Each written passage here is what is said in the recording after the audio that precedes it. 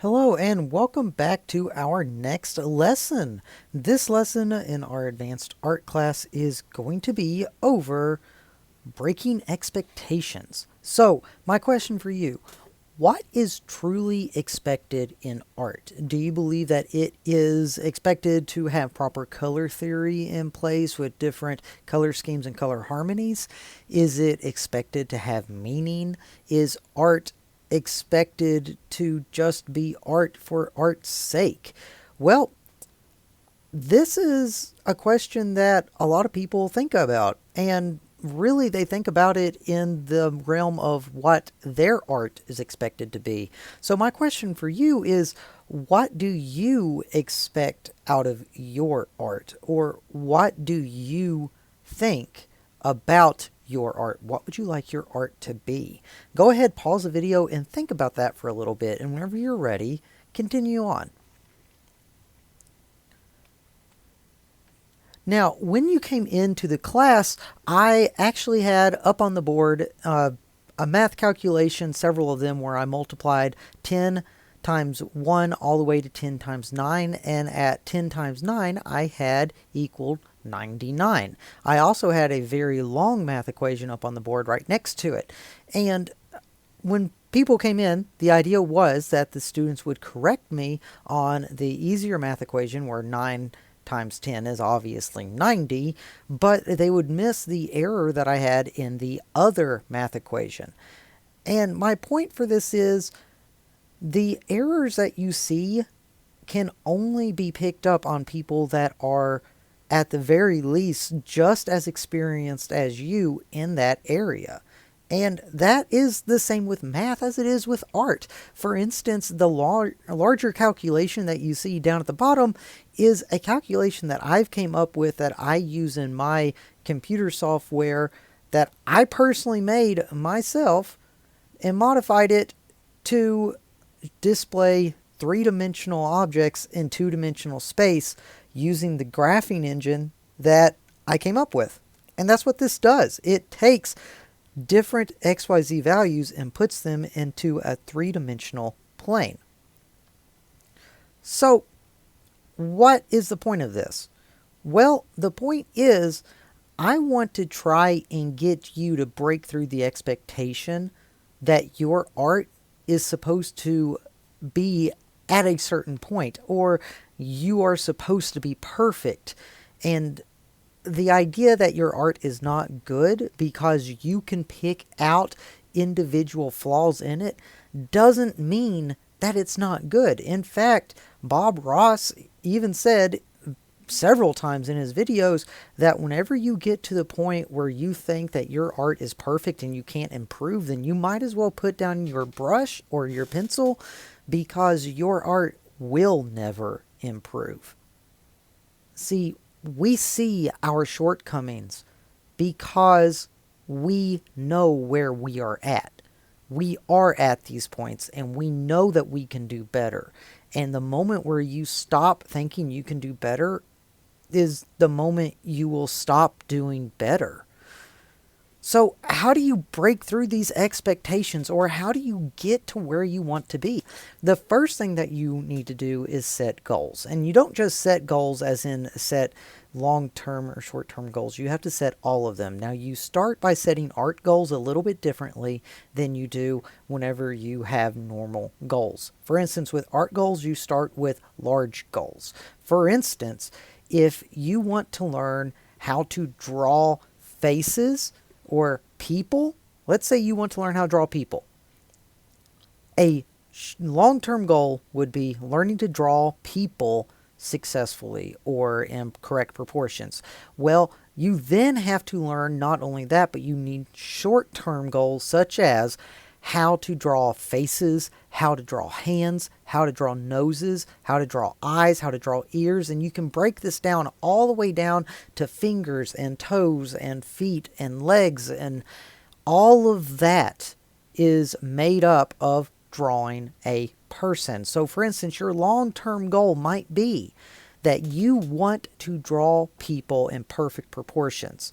But your short term goals for that would be, I want to learn how to draw a nose. I want to learn how to draw eyes. I want to know how to draw ears. And you can just keep going down those lists. And those are easy short term goals. Once you get all your short term goals focused in and you know what it is, you can start working on them to build towards the long term goals that you might want to set in place. Now, a lot of people think that using references is a bad thing. I don't understand where or when this became a mentality that if you use a reference, you're bad at art. That has never been the case. In fact, people who use references are better at art because art is typically made to resemble something in real life. Therefore, some part of it, even fantasy artwork, is going to have a element of realism to it to make us relate to it so we can have a context for what it is. It makes sense that you are going to be looking off of a reference to make sure that you are getting the proportions and everything correctly. If you draw strictly from your memory or from your imagination, your proportions are going to be wrong. They always will be, and that's because you are going to be needing to look at a reference. Even the masters had references. They had live models for every one of their paintings that they ever did. And if Leonardo da Vinci needed to have a model whenever he painted the Mona Lisa or the Last Supper, I think that everybody could use models. I don't understand where this idea of references being a hindrance ever started. Next, do not try and hyper focus on something. And what I mean by that, when you are trying to complete these goals, these short-term goals, you could very easily get stuck on, let's say, you're drawing a human nose, for instance, and this one person's nose that you are trying to draw on the paper is not turning out correctly, and you erase it and start over and erase it and start over and erase it, and you just keep on going with this, and before long you spend an hour or more just trying to get this one part perfect. And in reality, nobody is going to notice it. Nobody will. Only you will notice it. Being hyper-focused or being a perfectionist when it comes to art is only going to hinder you. It's going to make you waste time for something that is not beneficial. Instead of taking that hour and wasting it trying to super focus on this one detail, you could spend that hour and learn how to draw 5 or 6 or 7 different types of noses that might actually fit your artwork better anyway. Doing multiple studies as opposed to trying to hyper focus on one thing is always much more beneficial. Try not to be a perfectionist when it comes to art. There is a time and a place for that. But when you are trying to complete your goals, a perfectionist should not be on there. Next, always try and streamline everything. Less is always more. And I'm not saying that you can't use what you've learned or you shouldn't add in details. You should add in both of those things and use them, but you need to know when it is most effective. For instance, if you're painting a landscape like this, it probably would not be the best idea to add in river rock that's underneath water, even though you know how to paint that. It just wouldn't make sense to add it in there. And you have to think about what you're doing and if the techniques that you have learned would make sense in the way that you're using them. And if they don't make sense and it's just going to be added work for no benefit, then you shouldn't do it. Next, and this is a big one, do not compare yourself to others. Never do that. It's one thing to look at other people's work as inspiration and for references. It's something totally different to compare your work to someone else's, because art is just practice. That's all it is. There is no secret technique that's going to make anything better than someone else. And It's just the amount of time that you put into it. The more time you put into it, the better you're going to be at it. And a lot of people get super frustrated whenever they see somebody that has only been drawing for a year or two and they're quote unquote better at art than they are. And, while they've been drawing for 5 or 6 years, why, if you've been drawing for 5 or 6 years, why are you not better than this person that's been drawing for 1 or 2 years? And the difference is the amount of time that you put into it. For instance, if you spend 5 days a week drawing 8 hours a day for those 5 days a week for 1 year, you are ultimately going to be a better drawer than somebody who has spent 5 years taking 1 day to draw every week for 1 hour. It just makes sense. Even though you might be drawing for 5 years, have you really put in 5 years worth of time into learning how to draw? Art and every technique in art is simply just amount of time and practice that you put into it. So please do not compare yourself to others. Finally, do not listen to everything you see or read online. There is so many fake things online. You don't have to be you don't have to have a certificate in anything. You don't have to be certified. You don't have to be a master at anything online to be able to post something. You can make a video or a tutorial that is completely fabricated out of nowhere, and it could go viral on TikTok, and it could be completely fake. And you watching that and thinking that it's real just does nothing but hinders you and makes you lose your focus.